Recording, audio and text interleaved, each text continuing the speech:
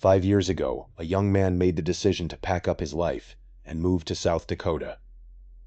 It was the first time he had ever lived alone, and honestly, it was long overdue. His parents had been on his case for years about getting out of the house, and he finally caved. He was never much of a social butterfly, so the idea of living somewhere secluded actually appealed to him. The house he found was in one of the snowiest parts of the state, tucked away on a stretch of land where the nearest neighbor was a solid walk away. That was fine by him. For the most part, that is exactly what he got. The first few years were uneventful in the best way possible. He kept to himself, went to work, came home, and did not bother anyone. He never introduced himself to any of the neighbors, partly because he is just not that kind of person, and partly because there was not much of a compelling reason to do so. The houses out there are so spread apart that you could go weeks without seeing another soul. But everything changed one afternoon in early February. He was at work when the snow started coming down. At first it was nothing unusual, but within an hour it had escalated into something else entirely. The wind picked up, visibility dropped to almost nothing, and the roads started getting dangerous.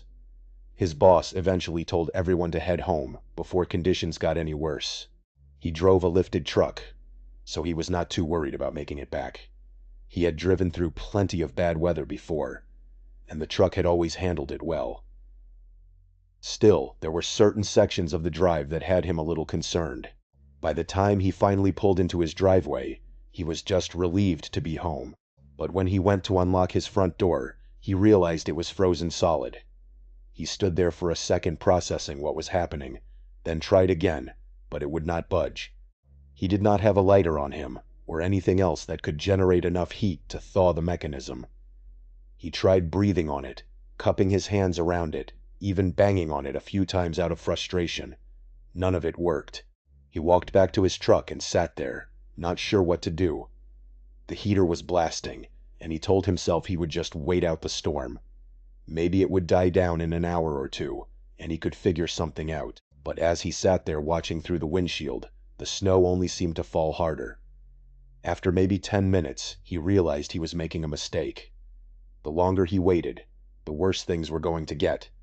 His truck was already half buried, and even with the lift, he doubted he would be able to get back out of the driveway. So now driving was not even an option anymore. He did not have anyone to call. He did not know any of his neighbors, and his parents were hours away. He tried to drive the truck out of there, but like he suspected, it was stuck. His only real option was to walk to one of the neighboring houses and ask for help. He hated the idea of showing up at some stranger's door, asking them to take him in. But he did not have another choice. Staying in his truck all night was not going to work. The gas would eventually run out, and then he would be sitting in a freezing metal box in the middle of a blizzard. The closest house was still pretty far away, probably a quarter of a mile or so. By the time he reached it, he was shivering uncontrollably. It was a tiny one-story house, and even through the blowing snow, he could tell it was in rough shape. He knocked on the front door as loud as he could. He waited for a good minute and was just about to turn away and try the next house, when the door swung open so violently he actually took a step back. The man standing there looked around 50 years old with an extremely nondescript face. He looked at him for a second without saying anything, then introduced himself as Joe. The young man explained his situation, and Joe nodded slowly, stepping aside to let him in. He should have felt relieved, but something about Joe felt off from the start. It was hard to pinpoint at first. The house was warm, which was all he really cared about in the moment. Joe offered him a seat on the couch and sat across from him in a worn-out armchair. They made small talk for a few minutes, or at least he tried to. Joe answered his questions, but his attention seemed to be somewhere else entirely. His eyes kept darting around the room, from the young man to the floor to the ceiling to somewhere over his shoulder. It was like he could not focus on any one thing for more than a few seconds. At first, he thought maybe Joe was just nervous about having a stranger in his house. That would have been understandable, but the longer they sat there, the more unsettled he became. Joe could not focus on the conversation either. He would be mid-sentence and then just trail off, staring at a spot on the wall like he was looking through it. He decided he wanted as little interaction with this guy as possible. He told Joe he was exhausted and asked if he could just get some sleep. Joe seemed almost relieved by the suggestion and pointed to the couch, saying he could crash there for the night. The young man asked if they could turn out the light, and Joe flicked off the lamp without argument. But he did not leave. He just stood there in the doorway for what felt like a full minute, not saying anything, not even moving. The young man lay on the couch with his eyes half closed, trying to look like he was already drifting off. Eventually, after this long, uncomfortable pause, Joe finally receded down the hallway toward what he assumed was his bedroom. He really did try to sleep. He was exhausted, and the couch was actually more comfortable than he expected, but he could not shake the feeling that something was deeply wrong. Every time he closed his eyes, he started to drift off and then jolt awake, convinced he heard something. About an hour in, he actually did start hearing things. It took him a few seconds to realize that the thumping and scraping sounds were coming from above him. At first, he told himself it was just snow shifting on the roof. That happens all the time in heavy storms. But these sounds were different somehow. That did not make any sense, though. The house was one story. There was no upstairs floor for anyone to be walking around on. He lay there staring at the ceiling, trying to convince himself there was a rational explanation. The sounds continued for several minutes, sporadic but persistent. And then, without warning, there was a thump that was considerably louder than all the previous ones. It was so sudden and so forceful that he shot right up on the couch. And as soon as he sat up, I saw him. Joe was standing in the doorway again. He must have been there for a while just watching him in the dark, because he had not heard him come back. His skin started feeling itchy. He opened his mouth to say something, but before he could get a word out, Joe literally charged at him. He jumped over the back of the couch and tackled him to the floor. The next few seconds were pure chaos. They rolled around on the carpet, and he realized Joe was trying to put him in a chokehold. Joe was stronger than he looked, and for a moment he thought he was not going to be able to get him off. He kept resisting, and Joe started yelling. He screamed at him to stop fighting. He kept referencing this other person, saying she was lonely and how she would find him to be good company. He was not thinking about that, though. He was fighting for his life. He finally managed to get enough leverage to shove him off. He scrambled to his feet, grabbed his coat, and ran for the front door. He did not even put his coat on. He was too terrified to waste any more time. Behind him, he heard that crazy scream echo. He was pretty sure Joe said that she was not going to be happy at all, or some insane threat along those lines. He ran and did not stop until he reached the next house. The family who answered the door were normal people, a husband and wife. They took one look at him and pulled him inside without asking questions. He slept on their couch that night. The next morning, he woke up to the wife, who introduced herself as Kathy. She was making everyone coffee. The three of them sat at the kitchen table, and he told them what had happened. As soon as he described the house, the husband, whose name was Brandon, interrupted him. He asked if it was Joe. The young man said yes, and Brandon just nodded like he was not surprised at all. He told him that Joe had been a problem in the area for years, but then he told him something that gave his skin that itchy feeling again. About a decade earlier, Joe's wife had disappeared. There was never any official investigation. Nothing was ever proven, but most people in the area suspected he killed her. The body was never found. The young man immediately connected the dots, but kept his mouth shut for whatever reason. He still has no idea why he did not speak up. He did end up reporting his experience to the police, but he does not think they ever did anything to deal with it. The scariest part is that he still lives in the same house 3 years later. Nothing has happened since that night in the blizzard, but he would be lying if he said he does not get a weird feeling every time he drives past Joe's house. The one silver lining to all this is that he got close with the family who took him in, but he always gets a weird feeling every time he goes over there, because it reminds him of Joe and whatever god-awful thing he did to his wife. This second incident happened last winter, during one of the worst blizzards the region can remember. The protagonist is 27 years old and lives alone in a small rental house in upstate New York. He works remotely in finance, which sounds fancier than it is. Mostly, he just sits at his desk and stares at spreadsheets all day. The point is, he rarely has a reason to leave the house during the week. Some weeks he does not leave at all. Anyway, the local news had been hyping up this blizzard for days. Every storm is potentially historic or life-threatening until it dumps 3 inches and everyone moves on. But this one actually looked serious. The weather alerts were telling people to stay off the roads unless absolutely necessary, stock up on essentials, all of that. So he went grocery shopping that morning, grabbing enough food to last him through the weekend, and then he settled in for what he assumed would be a boring few days of working from home. The snow started in the mid-afternoon, and by around 8 in the evening, he could barely see past his front porch. He spent most of the evening on his couch, half watching TV and half listening to the wind howl outside. It is a specific kind of sound, wind during a blizzard. It is not like a summer storm where it comes and goes in gusts. This was constant, like the house was inside a giant wind tunnel. At around 10:30, he heard a new sound. It was kind of like a loud thud, followed by a dragging sound, sort of like something heavy being pulled across wood. He figured a tree branch had come down.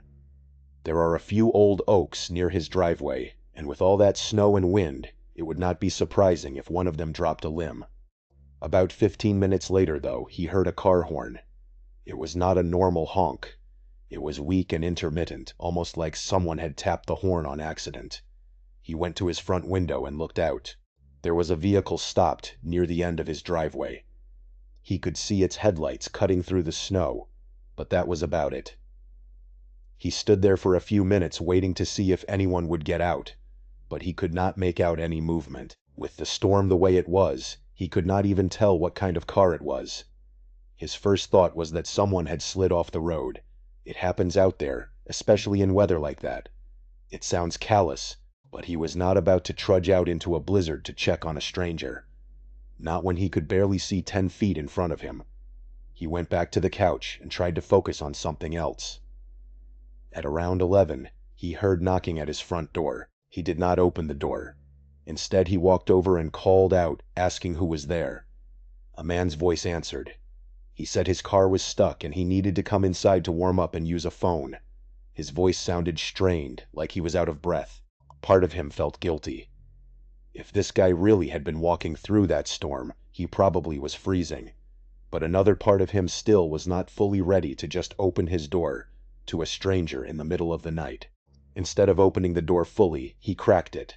He made sure to keep the security chain locked. The man on his porch was covered in snow, like to a laughable extent. It was caked on his jacket, his shoulders, his hair. He was shorter than him, and he was visibly shivering. The man said his phone had died, and that he had been walking for some time trying to find a house with lights on. He was just about to open the door when he noticed his boots. He does not know what made him look down, but he did. And here is the thing. His boots were clean. They were clean and dry, too. If this guy had really been walking through a blizzard for any length of time, his boots should have been caked with snow and ice as well. His own boots get like that, just walking to his car. He felt something cold settle in his stomach that had nothing to do with the weather. He told him again that he would call for help and make sure someone came for him. The man asked to be let in again, more firmly this time. The homeowner did not respond. He just closed the door and locked it. He could hear him say something on the other side, but he was already walking to get his phone. He called 911 and explained the situation. While he was on the line with the operator, he heard footsteps move from his porch to the side of his house toward the back. The operator told him to stay inside and keep all the doors locked. She said police were being dispatched, but warned him that response times might be delayed because of the weather. He moved to a side window and peeked out, not wanting the man to see him. The man was standing near the corner of his house, maybe 15 feet away. He was not moving. He was just standing there looking up at the windows. A few minutes later, he heard banging on his back door, like someone was trying to break through. The whole door was shaking in its frame. He grabbed a knife from the kitchen and retreated to his bedroom. He locked the door behind him and stood a few feet from the door. The bang stopped after maybe a minute. He does not know how long he stood there. It felt like hours, but was probably closer to 20 minutes. At some point, he heard the car horn again, the same one from earlier, but this time it was one long, continuous honk. Luckily, the police arrived shortly after that. They found a vehicle partially buried in a snowbank, but it was further down the road than where he had seen the headlights. The engine was cold when they checked it, not warm like it would have been if someone had recently been driving it. Here is the part that still gets him. The officers told him there were no footprints leading from the vehicle to his house. Apparently, the snow was undisturbed between the car and his property. There were footsteps leading down his driveway and around his house, but they stopped at the driveway like someone had been driving a separate car. The police searched the area, but did not find anyone. The next morning, after the storm had passed and the sun was out, he went outside to look around. To his horror, there were muddy handprints on the exterior of his bedroom window, which definitely had not been there when the police searched the property. It was like the person had come back after they had left, or had been hiding and never left in the first place. A few days later, he found out that another house about half a mile away had been broken into during the storm. The homeowner was not there, so no one was hurt, but absolutely nothing was stolen. This third story happened several years ago now. He has told maybe 3 people about it. His wife, his brother, and one close friend who he knew would not think he was losing his mind. He is telling it here because he still does not have an explanation. And at this point, he has accepted that he probably never will.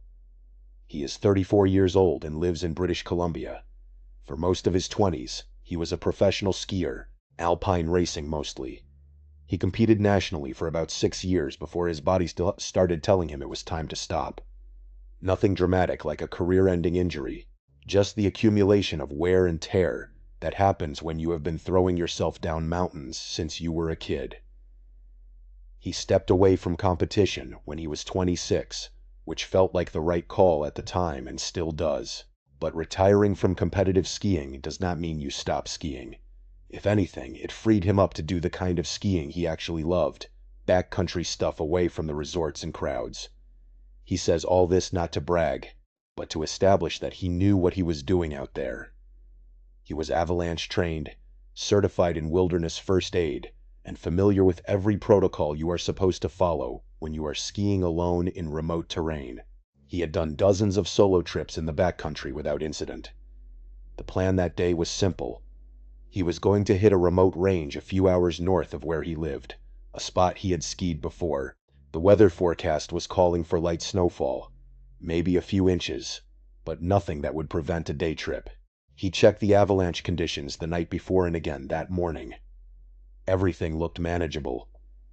He got to the mountain just after sunrise, strapped on his gear, and started skinning uphill. The snowfall started picking up while he was climbing, which was not unusual, but the wind had changed too. It was coming from a different direction than the forecast had predicted, and it was stronger than it should have been.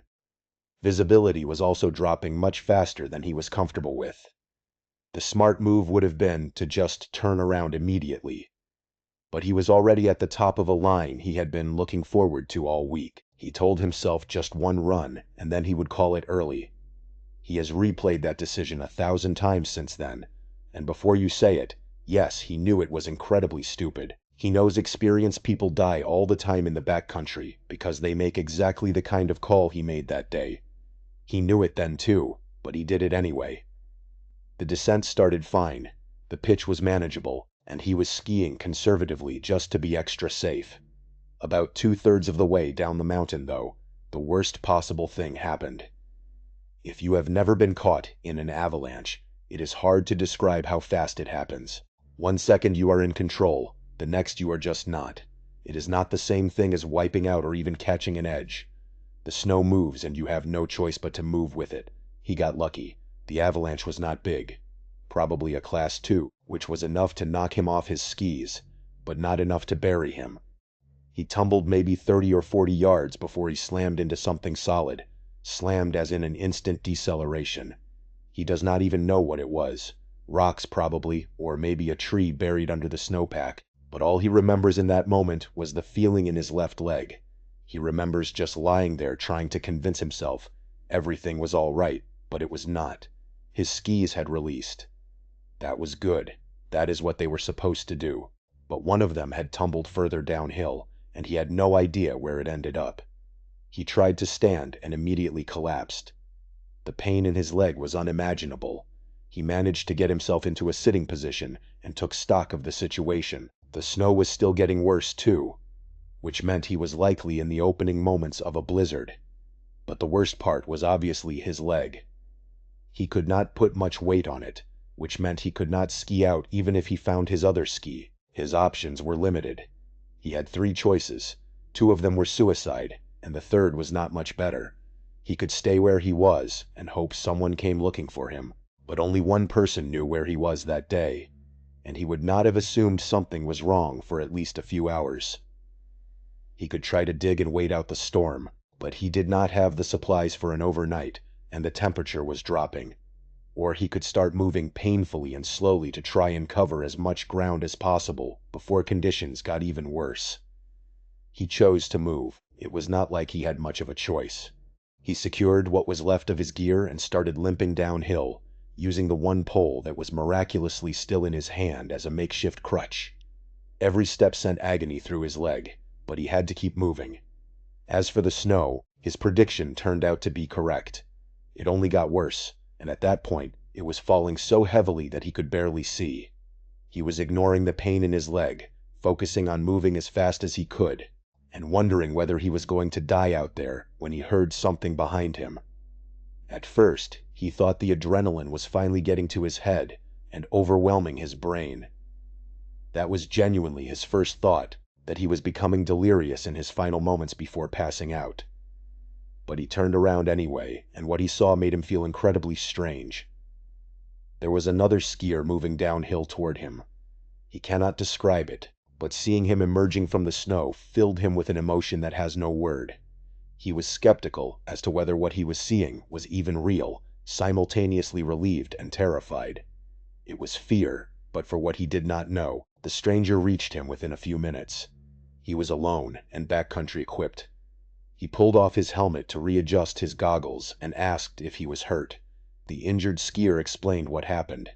Without wasting a second, the stranger moved up to his side and let him put his arm around his shoulder. They started moving together, and he felt something that he could not explain. There was something beyond the adrenaline, pain, relief, and confusion. It did not feel like a normal interaction. It felt like he had not stumbled upon him by accident, as crazy as that sounds.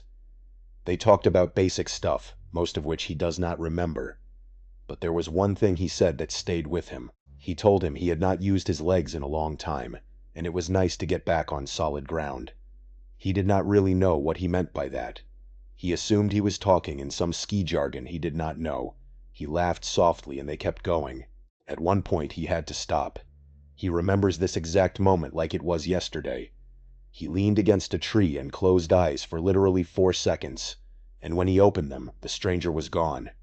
There was no one there, but unless he buried himself in the snow, there was really nowhere for anyone to go either. He yelled for him. What else was he going to do? But no one called back. He started looking at the snow in the immediate area, thinking maybe he had gotten buried. Nothing. It gets worse, though. There were no tracks in the snow other than his own. He started freaking out. The stranger had been right there, right next to him, supporting half his weight for what must have been like an hour. But there was nothing. He started feeling dizzy, like someone had just punched him in the gut. And the feeling he had been feeling earlier came back. The rational part of his brain was insisting there had to be an explanation. Could he have been more disoriented than he thought? Maybe the snow had filled in his tracks faster than his own. Or maybe he had hallucinated the whole thing. Maybe he was already dead. He did not have time to figure it out. The storm was not going to wait for him to process what had happened. He does not know how he made it back to his car. The last mile or so was such a blur, just pain and cold and the stubborn refusal to stop moving. But he did eventually make it. He drove himself to the hospital and finally got some good news. The doctor told him his leg was severely sprained but not broken. They told him he got incredibly lucky. Fast forward to a few days later and he is still recovering at home. But he cannot stop thinking about one thing, That other skier, where he had come from, where he had gone, why there had not been any tracks. He kept telling himself he would figure it out eventually, but he thinks that was mostly wishful thinking. He was combing through some local skier website, something he does often, and that is when he stumbled upon something terrifying. It was a story about a fatal backcountry skiing incident. A man who had been lost in a storm a few weeks prior. It had happened on the same mountain range, and authorities had not been able to find a body. The worst had been assumed. There were no photographs of the man in the article, and when he searched up his name, he did not find any social media profiles or anything of the nature, so he cannot compare them. But it is still a chilling coincidence. These stories of winter survival remind one that the coldest months can hide the most terrifying dangers, leaving behind memories that will haunt these three men for the rest of their lives. Thank you so much for watching. Let me know what you thought of today's episode in the comments, and remember, we have a whole playlist of true crime episodes ready for you to binge right now. Until next time, see ya.